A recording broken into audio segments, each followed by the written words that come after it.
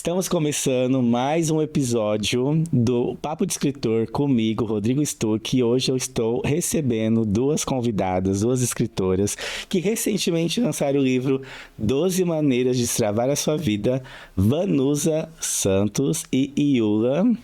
Sejam muito bem-vindas. Obrigada. Aqui ao nosso estúdio. E estamos ansiosos para saber sobre essa obra, né? Mas eu queria antes que vocês se apresentassem um pouquinho, falassem do currículo de vocês, tá? Pra gente iniciar aí nosso bate-papo aí com escritores, né? Agora na mesa aqui só tem escritores. Pode começar. Bom, eu sou a Vanusa Santos e sou responsável pelo capítulo que fala, capítulo 8, né? Que fala de negócios. Então, o capítulo 8 traz aqui... Deixa eu ler aqui porque eu não lembro. Não trave o fluxo de abundância do seu negócio ou da sua carreira. E é um capítulo que vai trazer, além da minha própria história, vai trazer um pouco do olhar sistêmico, daquilo que eu aprendi e um pouco da minha trajetória também como terapeuta sistêmica que sou hoje e como empresária, né? Então, a partir disso, vieram os desafios e a partir desses desafios saiu o livro, o capítulo número 8. Número 8. Maravilha. E a Iula? Bom, eu sou a Iula, eu sou cirurgiã dentista, sou terapeuta sistêmica. A terapia sistêmica veio na minha vida através das constelações familiares e esse convite da Carla Rios, que foi um convite que chegou numa hora muito boa, foi uma hora de transformação na minha vida. Escrevo o capítulo 4, que é tomar os pais, um caminho incontornável. E aí a gente vai conversar um pouquinho sobre por que tomar os pais é tão incontornável assim. Será que dá pra gente abandonar esses pais, falar, não quero esses, quero outros? Maravilha. Esse que é o ponto principal do meu capítulo. Então, hoje a gente vai falar sobre esses dois capítulos, né? Isso. Que é o capítulo da Vanusa e o capítulo da Iula. Antes de a gente começar a aprofundar sobre o capítulo de cada uma, eu queria saber como foi essa experiência de escrever o livro. E aí? Para mim foi algo inovador, né? Foi a primeira experiência de vocês no mercado editorial? Sim. A minha foi. Eu nunca tinha escrito nada, achava que não tinha jeito, não me achava capaz, entre aspas, de fazer esse tipo de coisa, de escrever, né? Mas quando a Carla me convidou, trouxe a proposta para mim, foi assim, eu parei, pensei, falei, não, acho que isso não é legal. Só que eu estava numa fase de descobertas, de realmente romper barreiras, né? E aí eu falei assim, bom, é um bom momento de romper essa barreira de que eu acho que não sou capaz de fazer uma coisa que é só para contar aquilo que eu já sei, né? Aquilo que eu já estudei várias vezes. E então, foi, né? Só foi. Só foi. Maravilha, e a Iula? Para mim esse livro, ele significa muito, porque ele conta um pouco da história da minha vida, junto com a terapia sistêmica, mas eu tive a oportunidade desse livro de retomar uma história que eu comecei quando eu tinha 10 anos de idade. Então como algumas pessoas, aqui eu vou dar um spoiler, né, aqui, algumas pessoas vão ler, eu venho de um processo de adoção. E a minha mãe me contou de uma forma muito simples. Ela falou, olha, você não é minha filha. E à noite eu te conto a história. E ela chegou à noite, eu percebi que ela tinha chorado, que ela estava muito triste. E aí passou um dia, passou uma semana, passou um ano.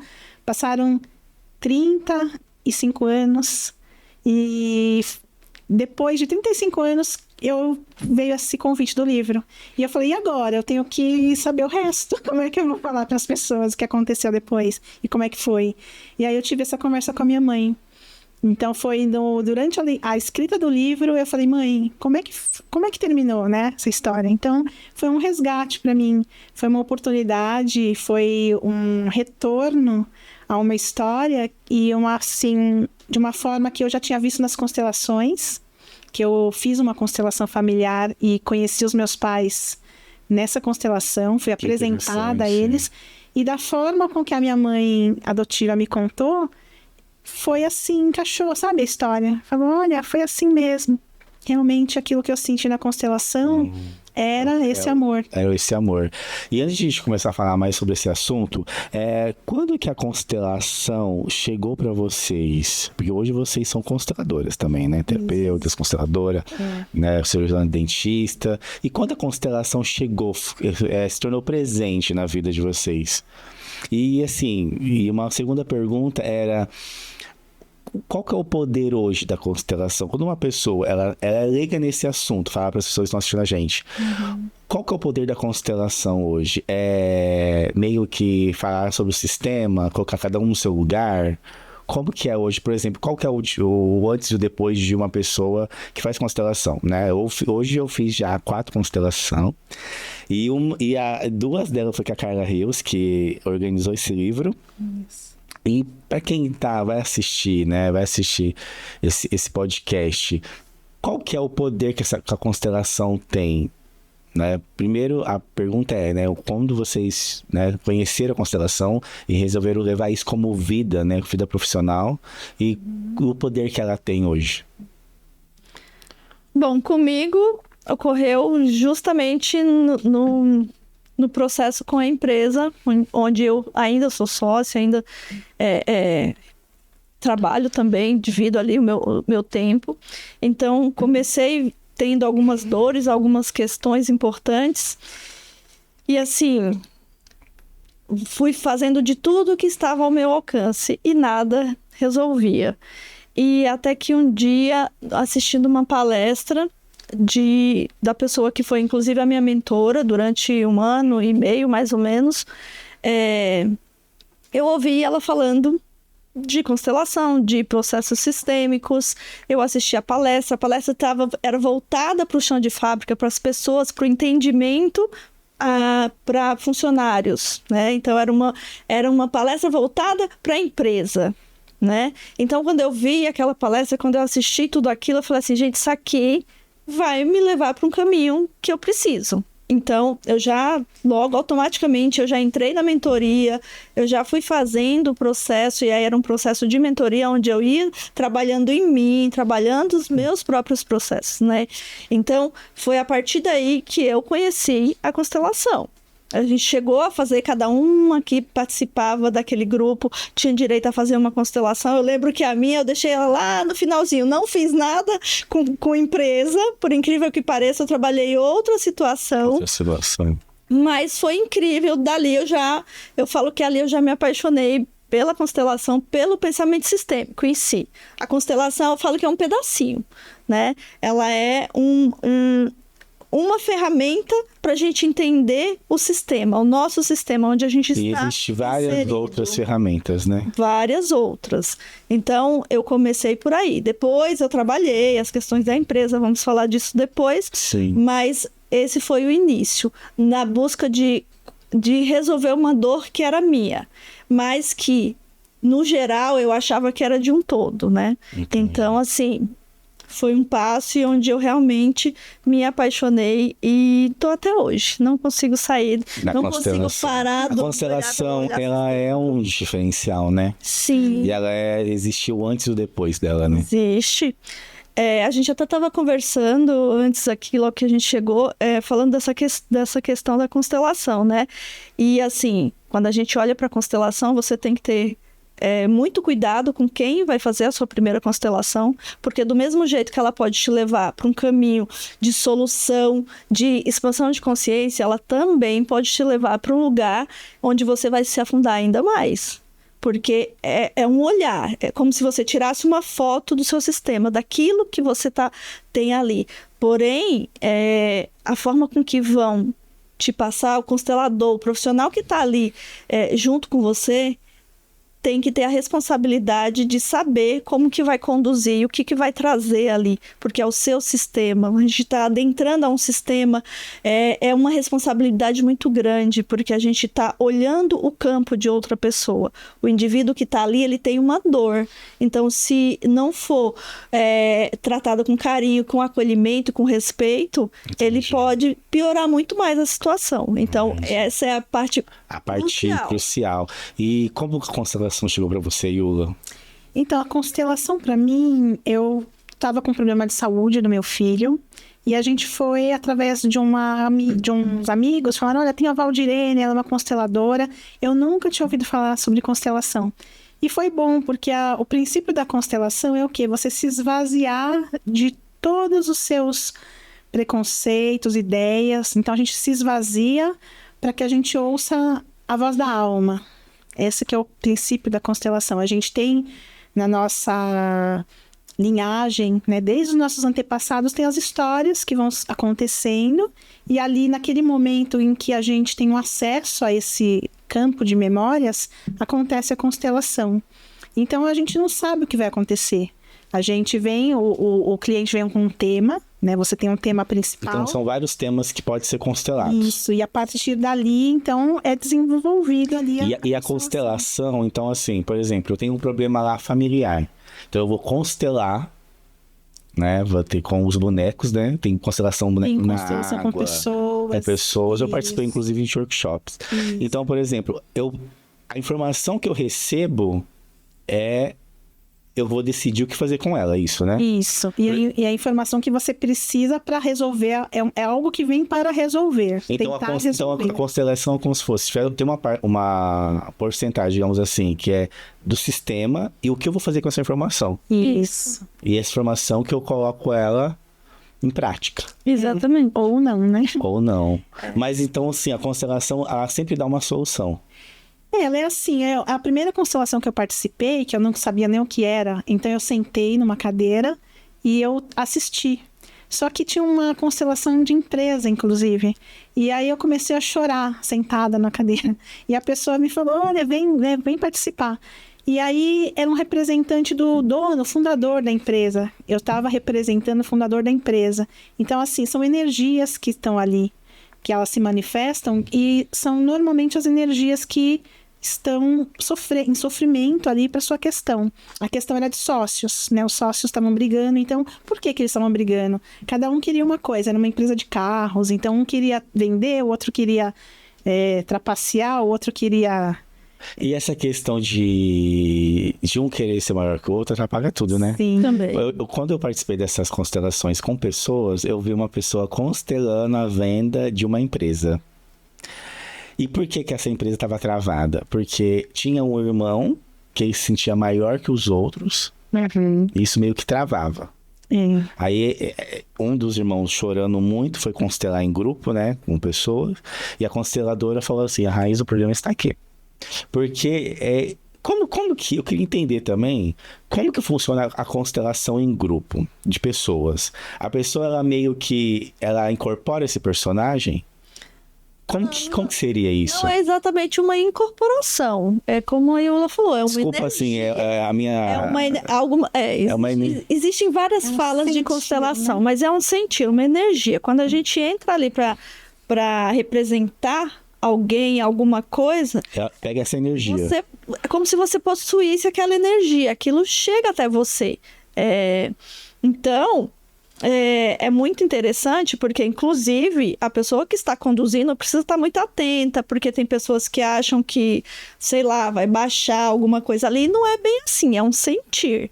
Então, é uma coisa sutil. Então, é a energia que você pega daquela situação. Daquela situação. Então, ali tem um campo, é aberto um campo sistêmico, seja de empresa, seja familiar, existe um campo sistêmico.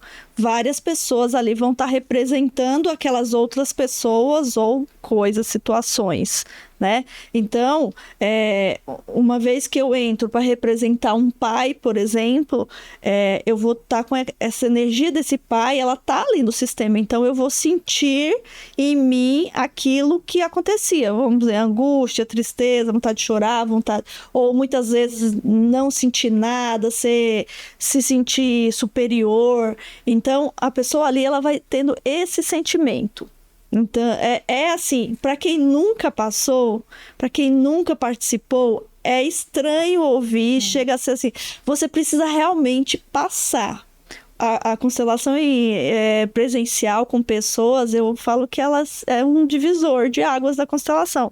Embora outras constelações eu constelo com boneco na água, na E mesa. as pessoas que estão participando, de uma certa forma, acabam sendo consteladas, né? Sim, com certeza. Tem uma ressonância, né? Ressonância. E existe assim, como eu uso muito o exemplo quando a pessoa não entende, como se você tivesse um computador, tem a nuvem e tem o Wi-Fi. Então, quando você entra numa constelação, já existe a nuvem, você não cria nada. Você só acessa, você consegue uma senha, e aí você baixa as informações ali que servem para aquela situação.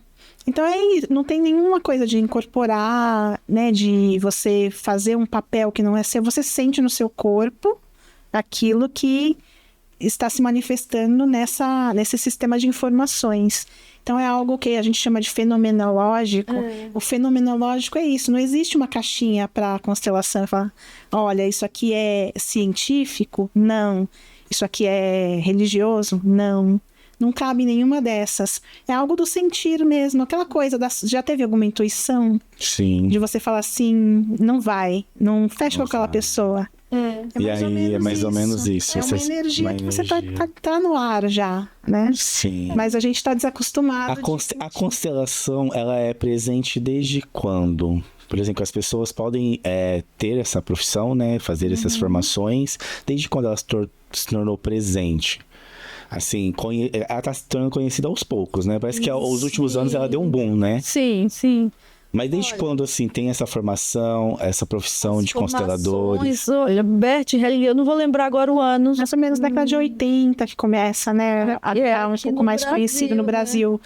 Mas, assim, a constelação, ela vem na época da guerra. Eu acho que o Bert, ele já trabalhava, né, com algumas... Não, acho que bem depois, né?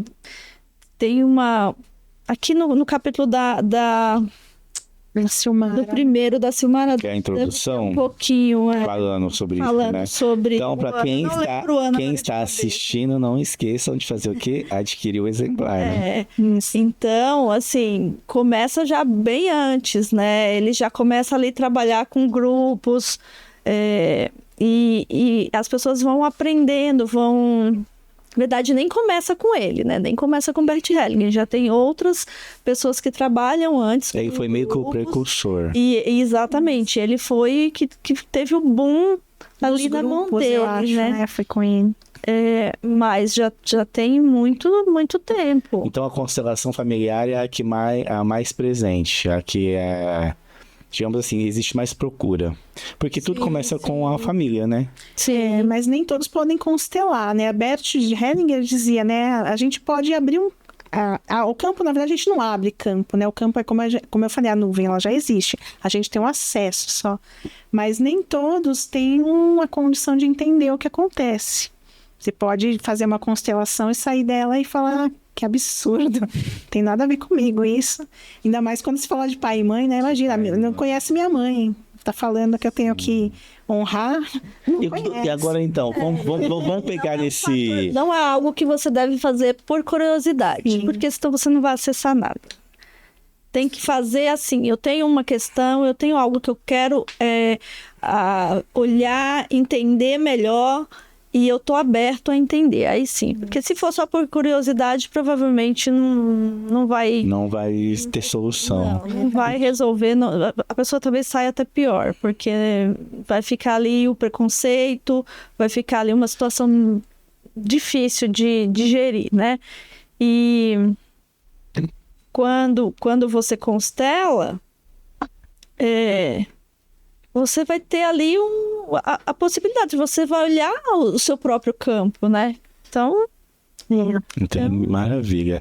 Yula, quando você falou de honrar os pais, o que é exatamente honrar os pais? E o que esse honrar tem a ver com essa questão do campo mesmo, de liberar, né? De fluir, de ter uma vida próspera. O que é honrar os pais? Sim. Porque hoje, assim, o que eu escuto, que eu já escutei sobre essa questão de honrar os pais é ser grato pela vida. Não sei se seria isso Isso exatamente. mesmo. Isso não quer dizer que eu convivo com esses pais, seja meu pai ou seja minha mãe. Né? Eu não preciso ter uma convivência, só preciso ser grato pela vida. Isso mesmo. Então- É um resumo, né, da história. Do honrar é isso? A gente vem, né, de um processo. O nascimento é uma dor já. Então, o que as pessoas não entendem é isso. A gente já vem de uma dor. Nascer é uma dor. Primeira dor e o primeiro sucesso. E isso, só por isso, a gente já tem Verdade, né? gratidão. Não tinha parado pra pensar nesse primeiro sucesso. É o né? primeiro sucesso. Você nasceu. Você nasceu, você chegou no mundo. E as pessoas confundem um pouco depois o que é o pai e a mãe. Então, são super-heróis, são pessoas que têm que suprir a gente de tudo, não pode nos frustrar, tem que estar presente 100% do tempo. Então, a gente vai trazendo essas dores desde o nascimento. E Bert fala muito sobre isso, né? A dor, a gente tem várias formas de nascer. Tem pessoas, por exemplo, que nascem de parto fórceps, parto normal, parto cesariano. É diferente a dor, né? A dor de nascer. Quando você fala assim sobre honrar os pais, de que maneira não honrar os pais pode atrapalhar na nossa prosperidade? Porque a gente está falando aqui de um livro de destravar, né? Então, de que maneira eu fico travado na minha vida quando eu não honro meus pais? É. Então, a gente falou, nascimento é nosso primeiro sucesso. Então, se você não honrar o seu início, que é a vida que foi, né, foi concedida para você, você não consegue caminhar pela vida, crescer, se tornar um adulto e olhar para a sua história, olhar para os seus pais como pessoas possíveis, como pessoas que erraram, que acertaram, que vieram, às vezes, de famílias que os seus próprios pais também não deram coisas, né? Não deram amor, às vezes não deram atenção. E eles trouxeram você para a vida e isso já basta. Porque você vem com a força do seu pai, da sua mãe, dos seus ancestrais. Então, ter a força dos meus pais é um passo aí para mim poder destravar a minha vida. É muito isso. E aí eu preciso entender que eu preciso ter o meu lugar de filho. Isso. E o que é ter o meu lugar de filho? Estar no meu lugar de filho. Isso. E aí você cresce, né? Você vira um adulto. E aí você olha para trás e você vê toda aquela força que veio, que te trouxe até ali. Isso que é a força de vida, né? É você conseguir caminhar sozinho. É você depois olhar, você só reverenciar essa força. Que foi assim, o que foi possível. E a gente trava muito nisso, a gente quer sempre a mais. É o carinho, é a atenção, é o que o pai às vezes não deu de material, ou às vezes nem conheceu os pais. E aí você fica ali, né, querendo, olhando, mas por quê? Mas por quê? É o típico criança, né? A criança não fica, mas por quê? Mas por quê? É a minha criança birrenta interior. E aí você deixa de conseguir o melhor, né? Então, na vida. quando, por exemplo, assim, quando eu sou um adulto, eu fico repetindo que eu vou ser melhor que vocês fizeram direito, eu não tô honrando meus pais. Isso pode me prejudicar Sim. no meu ciclo da vida, seja profissional, seja financeiro, seja amoroso, né? É. Sim. Então eu tenho que entender que os meus pais fizeram